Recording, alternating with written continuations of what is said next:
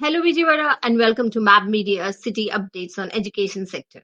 As a part of a government's ongoing efforts to enhance the students' outcomes and community participation in education, a mega parents and teachers meeting was held at SMA Urdu High School, Bhavanipuram. The event witnessed enthusiastic participants from Headmaster Srinivas Garu, former Corporation Muhammad Abdul Qadir Sahab and Corporator Anjay Reddy Sa, along with the teachers and a large number of parents during the program. Mr. Khalil, who is also an active community representative, highlighted the importance of education for minority students. So keep watching and keep getting knowledge on city updates. మేనేజేమో ఉండదు. చదువు ఏదో పిల్లగాడు 6-7 తరగతిలో ఏదో 10 మందికి చేస్తే 200 రూపాయలు వస్తాయని చెప్పి దయచేసి చదువుకోవద్దు.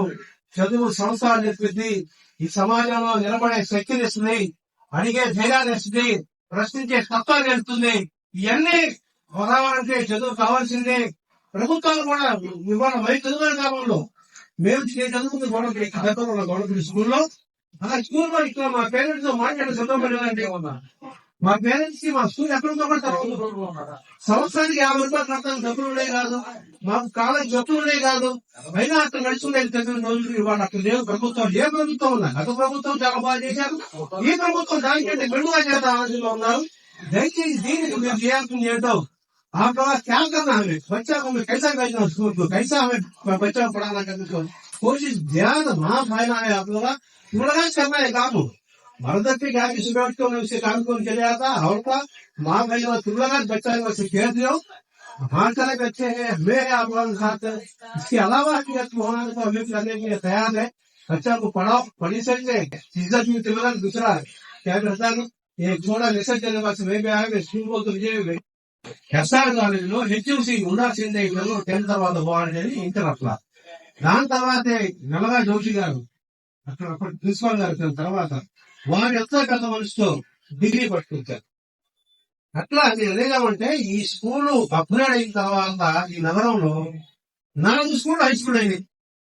తక్కువ ఉర్దూ మీడియం స్కూల్ ఒక మరణాదం ఉంది. దాని తర్వాత ఇదవటం, దాని తర్వాత ఇంటిపేట ఉన్న మమ్మదారిపురం, ఇదంతా అయిన తర్వాత అరంగపేటలో ఉన్నారు వాళ్ళు మమ్మీ రాలేదు ఏమంటే మాకు నష్టంలో నాకు ఇవ్వండి. అట్లా ఉర్దూ చదివే పిల్లలు కానివ్వండి, ఉర్దూ కానీ గణనీయంగా పెరగడం. దీనికి తోడు ఇక్కడే మన ఆర్టీసీ వర్క్ షాప్ లో ఉండేది గురుకులు అనమాట, ఓన్లీ బాలికలు ఉర్దూ మీడియం గురుకులు. మరి దాంట్లో కొంతమంది హాస్టల్ కూడా ఆ గురుకుల్లో చెందిన పిల్లలు. ఇదంతా ఒకటి దీనికి సంబంధించి. సరే, దీని తర్వాత సరే ఇంత ప్రయత్నాలు జరుగుతా ఉన్నా దీంట్లో మీ పాత్ర ఏంటి?